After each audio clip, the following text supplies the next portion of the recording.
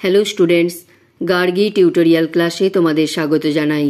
দেখো আজকে আমার বিষয় হলো বর্ধমান ইউনিভার্সিটি 6 সেমিস্টার স্টুডেন্টসদের জন্য যারা ডিএসসি 1B পেপারে পলিটিক্যাল সায়েন্স রেখেছো এবং আন্ডারস্ট্যান্ডিং গ্লোবালাইজেশন রেখেছো, তাদের যে গুরুত্বপূর্ণ সাজেশন আমি আজকে দিয়ে দিচ্ছি 2025 সালের, তোমরা দেখে নাও।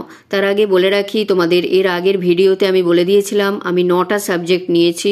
সেই 9টা সাবজেক্ট থেকে আমি তোমাদের প্রশ্ন উত্তর সাজেশন সমস্তটাই দেব। তোমরা আমার চ্যানেল ফলো করো, যাদের কোনো টিচার নেই তাদের অনেকটাই হেল্প হবে। আমি চেষ্টা করব এই সাজেশন থেকে সম্পূর্ণ প্রশ্নের উত্তর দিয়ে দেবার, তবে কথা দিতে পারছি না, আমি চেষ্টা করব টাইমলি যদি কমপ্লিট করতে পারি আমি সমস্ত প্রশ্নের উত্তরই দিয়ে দেব। তোমরা যারা 5th সেমিস্টার আমার চ্যানেল ফলো করেছো তারা নিশ্চয়ই জানো যে আমি যে সাজেশন দিয়েছি সেখান থেকে কতটা কমন পেয়েছো, তাই বলবো যে অবশ্যই চ্যানেল ফলো করো, এতে তোমাদের হেল্প হবে। চলো দেখে নাও যে পলিটিক্যাল সায়েন্স অর্থাৎ আন্ডারস্ট্যান্ডিং গ্লোবালাইজেশন থেকে যে সাজেশন দিয়েছি সেখানে কি কি প্রশ্ন আমি রেখেছি। এরপর আমি তোমাদের 2024 সালের যে প্রশ্নটা আছে সেটাও আমি তোমাদের শেয়ার করে দেব। চলো দেখে নাও। দেখো এখানে 1 নম্বরে রেখেছি বিশ্বায়নের ধারণাটি সংক্ষেপে আলোচনা করো। 2 নাম্বার, একটা কথা বলে রাখি, আমি 5 বা 10-এ কিন্তু ভাগ করে দিইনি, একটু বড় করে করবে। যদি 5-এ আসে তাহলেও লিখতে পারবে এবং 10-এ এলেও তোমরা লিখতে পারবে। কেউ তো বলতে পারে না যে কোনটা 5-এ আসবে কোনটা 10-এ আসবে, তাই আমি একসাথেই সম্পূর্ণটা দিয়ে দিয়েছি।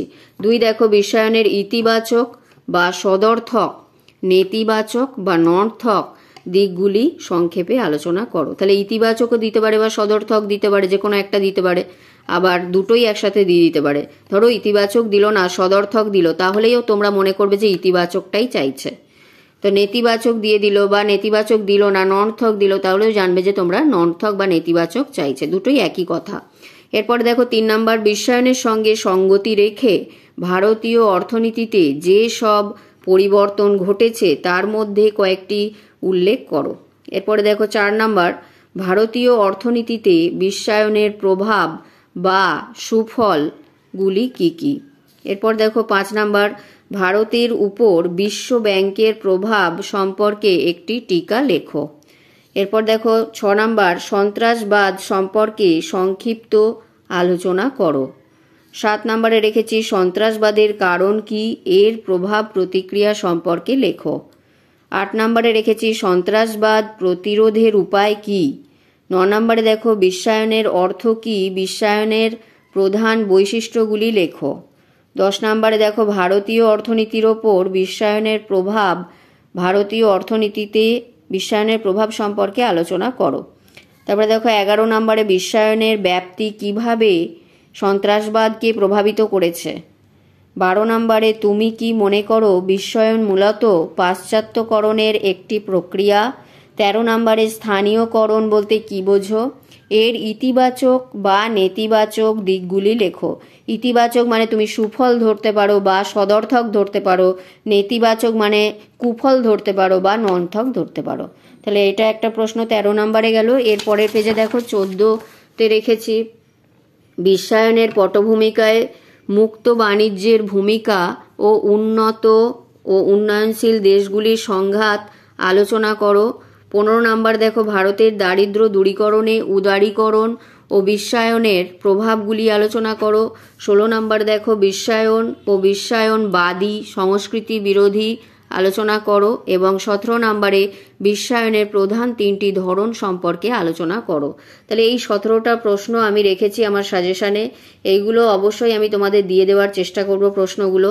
জানি না আমি কতটা কমপ্লিট করতে পারবো, যেহেতু 9টা সাবজেক্ট আছে, প্লাস 1st সেমিস্টার আছে, 3rd সেমিস্টার আছে, সমস্ত স্টুডেন্টদেরই তো দেখতে হয়, তাই আমি চেষ্টা করব।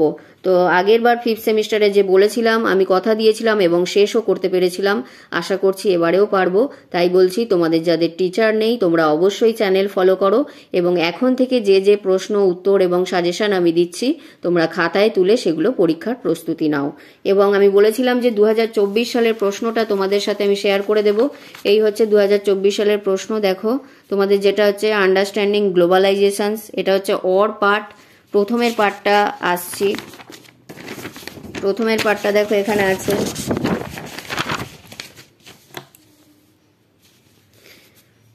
প্রথমের পার্টের মধ্যে আছে তোমাদের public policy concept and implication in India, এখান থেকে তোমাদের এই প্রশ্নগুলো আছে, দেখে নাও। এটা হচ্ছে 24 সালের প্রশ্ন।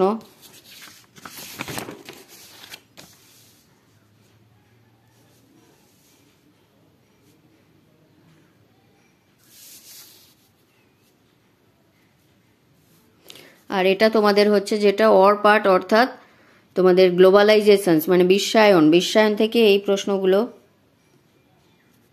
24 সালের প্রশ্ন থেকেও কিন্তু কিছু প্রশ্ন রিপিট হয়, সুতরাং এগুলোও একটু ভালো করে তোমাদের দেখে যেতে হবে।